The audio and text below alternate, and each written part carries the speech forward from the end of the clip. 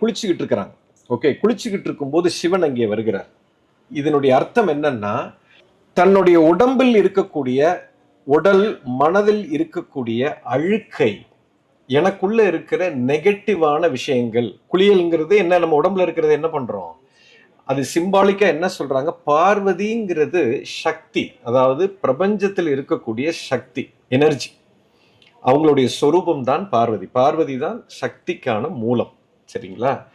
So அவங்க அதுதான் first தெரிஞ்சுக்க வேண்டிய விஷயம். அடுத்தது, அவங்க குளிக்கும் போது சிவன் உள்ள வர்றாருன்னா என்ன அர்த்தம்னா, என் உடம்பில் என் மனதில் இருக்கக்கூடிய அத்தனை அழுக்குகளும், உடல்ல இருக்கக்கூடிய அழுக்கு மட்டும் இல்ல, மனசுல இருக்கக்கூடிய அழுக்குகளும் கர்ம வினைகளையும், குளிக்கிறதுனா அதெல்லாம் வெளியில எப்போ போகுதோ, இப்போ சொல்லாமலே சக்தி உங்களுக்கு வந்துடும். கடவுள் உங்களுக்கு முன்னாடி வந்து நிற்பார். அதனால அவங்க குளிச்சுக்கிட்டு இருக்கும்போது சிவனே